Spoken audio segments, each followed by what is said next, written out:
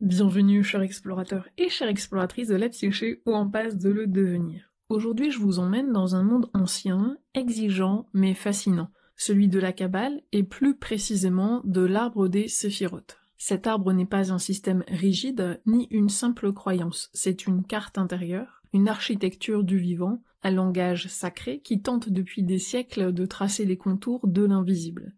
L'arbre de vie nous parle de ce qui habite tout être humain, le mystère du commencement, le feu du désir, la faille du manque et la montée vers la lumière. Ce n'est pas un dogme à apprendre, mais une trame à parcourir, un axe vertical qui relie le haut et le bas, l'infini et l'intime, le souffle divin et la matière.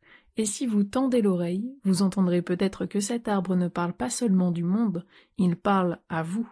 Il vous murmure quelque chose de votre origine, de votre épreuve et peut-être de votre appel. Et nous débutons sans plus attendre. Un arbre mystique aux racines multiples. L'arbre de vie n'est pas une image abstraite venue d'un dogme oublié. Il est le fruit d'une mémoire vivante, d'une transmission orale, silencieuse parfois, portée par des hommes et des femmes en quête de sens et de lumière. Le mot Kabbale en hébreu, Kabbalah, vient du verbe kabel, qui signifie recevoir ou accueillir. Recevoir non pas au sens d'absorber des informations, mais comme on reçoit une parole sacrée, un feu porteur. Selon la tradition, la Kabbale aurait été reçue par Moïse au mont Sinaï, en même temps que la loi écrite, la Torah. Mais cette sagesse, plus secrète, ne fut pas consignée immédiatement. Elle fut transmise de maître à disciple, de cœur à cœur. La chaîne commence avec Moïse, puis se prolonge avec Josué, les anciens, les prophètes, les Nébim, ensuite les hommes de la grande assemblée, ensuite les séphorim, autrement dit les scribes, puis les tanaïm, enseignants et gardiens de cette tradition durant les 3 premiers siècles de notre ère. C'est une transmission orale, vivante, mouvante, où chaque génération devient le gardien d'un savoir intérieur. Historiquement, les premières traces écrites et structurées de la Kabbale apparaissent dans les cercles juifs du Proche-Orient, d'Afrique du Nord, d'Espagne et de l'Europe médiévale. Les historiens situent à cette époque la rédaction d'un premier texte fondamental, le Sefer Yetzira, le livre de la formation, généralement daté aux alentours de l'an 700. Ce texte évoque déjà la structure profonde de l'univers à partir de l'alphabet hébraïque, des nombres et des forces créatrices liées aux 10 séphirotes. Puis, entre le XIIe et le XIIIe siècle, la Kabbale se développe fortement en Provence et en Espagne. C'est là qu'émerge un autre texte essentiel, le Zohar, le livre des splendeurs, attribué au rabbin Shimon Bar Yoram. Le Zohar propose une lecture ésotérique et symbolique de la Torah. Il évoque l'Ain Sof, le sans fin, principe divin au-delà de toute forme, et les séphirotes, ces 10 émanations de lumière à travers lesquelles le divin se manifeste dans le monde. Cet arbre n'est donc pas un schéma cosmique, c'est une cosmogonie, une carte de la création, une architecture sacrée qui décrit comment l'un devient multiple, comment l'invisible prend forme et comment la lumière traverse les plans de l'être jusqu'à l'humain. Ce qui rend l'arbre de vie encore plus fascinant, c'est qu'il entre en résonance avec d'autres grandes traditions symboliques. En alchimie, on retrouve l'idée de transmutation progressive. Dans le tarot, les 22 sentiers reliant les séphirotes correspondent aux arcanes majeures. En astrologie, les séphirotes sont associés à des planètes et à des niveaux de conscience. Et même dans la psychologie analytique, une carte du processus d'individuation. Ainsi, l'arbre des séphirotes n'est pas une croyance à accepter, mais une structure symbolique à explorer, un langage universel qui nous parle du divin et de l'âme humaine. Maintenant, voyons brièvement que sont les séphirotes. Le mot séphira vient d'une racine hébraïque très riche qui unit plusieurs sens en un seul souffle. Donc le terme séphira vient de la racine hébraïque SPR qui porte plusieurs significations liées entre elles. Encore une fois, si vous écoutez ce podcast depuis une plateforme audio, vous pouvez retrouver sur la vidéo YouTube le visuel avec toutes les informations nécessaires et pour faciliter notamment votre prise de notes. Et je vous remercie aussi de vos commentaires. Donc je disais, le terme en hébreu dérivé de séphira, on a principalement en premier par exemple Sefer. La traduction, ça veut dire livre. Dans un sens symbolique, on a bien la transmission du savoir d'un récit sacré. Ensuite, séphar. La traduction, c'est compter. Donc le nombre, la structure, l'ordre cosmique. Ensuite, toujours en termes de l'hébreu de manière dérivée, on a sipour, qui signifie récit, histoire. Donc on a bien le sens symbolique de la narration, le sens caché dans chaque chose. Ensuite, on a sapir, pour saphir, la lumière, la transparence, la beauté céleste. Et enfin séphira, qui est émanation ou sphère, donc c'est la manifestation d'une qualité divine. On y entend donc le nombre, le livre, le récit, la lumière du saphir. Autrement dit, une séphira, ce n'est pas juste une sphère cosmique ou une abstraction mystique. C'est une puissance vivante, un canal à travers lequel la lumière divine se manifeste dans le monde et en nous. La traduction parle de 10 séphirotes organisées de haut en bas, de Keter, la couronne, principe d'unité absolue, jusqu'à Malchut, le royaume, tout en bas, ce monde incarné, tangible, la matière. Mais attention, les séphirotes ne sont pas des entités figées, ni des dieux à vénérer, ce sont des principes dynamiques, des forces archétypiques, qui nous traversent, s'entrelacent et parfois se heurtent. Les séphirotes décrivent à la fois les modalités de la création du monde et les grandes fonctions de l'âme humaine, pensée, désir, limite, justice, compassion, mémoire, imagination. Chaque séphira est comme une note de musique cosmique, et ensemble, elles composent une symphonie d'équilibre, de tension ou d'harmonie. Maintenant, voyons l'arbre comme une espèce de carte symbolique de l'être humain. Ce que la Kabbale nous révèle n'est pas seulement une vision du cosmos ou de Dieu, c'est une psychologie symbolique, une lecture subtile et sacrée de l'être humain. Et sur ce chemin, je ne peux que vous inviter à découvrir l'œuvre d'Annick de Souzenel, et en particulier son livre Le symbolisme du corps humain, où elle montre avec profondeur à quel point l'arbre des séphirotes est aussi notre propre arbre intérieur. Un arbre inversé dont les racines sont dans la lumière, en Keter, et les fruits dans la matière, avec Malchut. Chaque séphira, on dit des séphirotes et une séphira.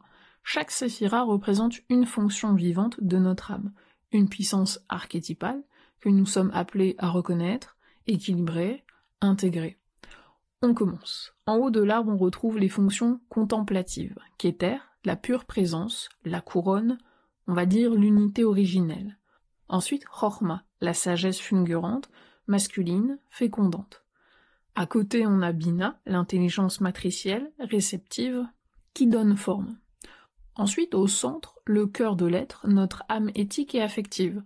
On retrouve Chesed, la grâce, l'élan d'amour inconditionnel, Gevura, la force, la rigueur, la justice juste, et au milieu Tiferet, la beauté, ce point d'équilibre où tout converge, notre centre spirituel. C'est celui qui est au niveau du cœur. Et en bas, les forces de l'action, du lien et de l'incarnation. On a Netzach, l'endurance du désir, la victoire en mouvement, Chod, la structure mentale, la clarté intellectuelle, Yesod, le fondement, notre imaginaire, notre mémoire profonde, et enfin, tout en bas, Malchut, le royaume, notre corps, notre incarnation. Donc vous pouvez retrouver le visuel en tableau, je vais quand même le redire une dernière fois, Keter, la couronne, pure présence, union, Chochma, la sagesse créatrice, masculin actif, Bina, l'intelligence structurante, féminin réceptif, Chesed, l'amour inconditionnel, l'expansion, Gevura, la justice, limite juste, Tiferet, l'harmonie, cœur spirituel, Netzach, le désir engagé, l'endurance, Chod, la clarté mentale, la structure, Yesod, le lien intérieur, inconscient imagination, et Malchut, le réceptacle, corps, matière, incarnation. Cet arbre, on ne le regarde pas de l'extérieur, on le porte en nous. Tu le portes en toi, et je le porte en moi. Donc on est bien d'accord que l'arbre des séphirotes n'est pas un système figé, c'est un carrefour vivant où se rencontrent les plus grands langages symboliques de l'humanité. Chaque séphira est comme un miroir archétypal, elle reflète une fonction de notre être, mais aussi une planète, une carte de tarot, une lettre hébraïque, un chemin initiatique, parfois même un ange. Je vais plus loin. En astrologie, chaque séphira entre en résonance avec une planète. Bina porte l'empreinte de Saturne, par exemple. La structure, le temps, la rigueur. Chesed, par exemple, c'est Jupiter. L'expansion, la bénédiction, la grâce. Tiferet est souvent lié au soleil, c'est notre centre de rayonnement intérieur. Yesod, avec ses échos lunaires, nous parle de l'imaginaire, des profondeurs, de la mémoire.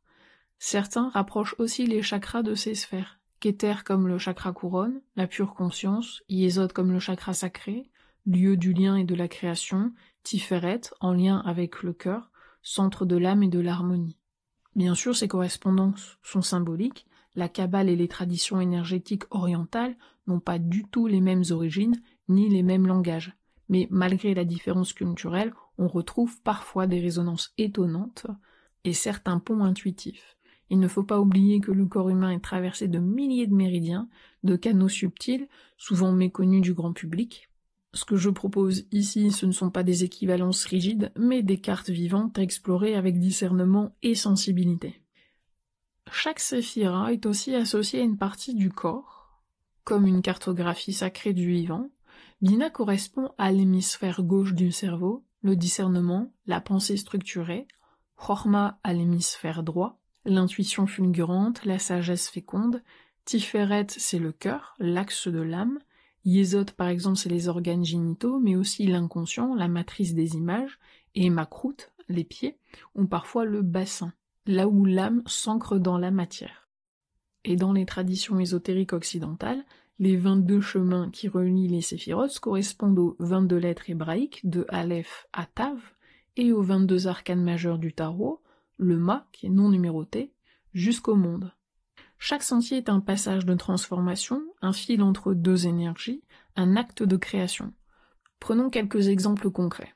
Aleph, la première lettre, symbolise le souffle primordial, l'unité originelle. Elle est associée au battleur, l'arcane 1 du tarot. Sur l'arbre, ce chemin relie Kéter, la couronne divine, à Chorma, la sagesse émanante. C'est le premier jaillissement, le moment où la pure potentialité entre dans le monde des formes. Prenons également la lettre Lamed, la 12e lettre, qui signifie aiguillon, ce qui pousse à avancer, à apprendre. Elle est reliée à la justice, l'arcane 8, et au chemin qui relie Gevura, la rigueur, à Tiferet, la beauté, l'harmonie, le cœur. Elle nous enseigne la maîtrise intérieure, la justesse du cœur, l'équilibre entre force et compassion. Autre exemple, Samek, 4e lettre, est associée à la tempérance, l'arcane 14. Ce chemin relie Yesod, le fondement, à Tiferet, le cœur. C'est le travail d'harmonisation entre les forces souterraines et le centre lumineux de l'âme, un sentier de régulation, de passage entre l'ombre et la clarté.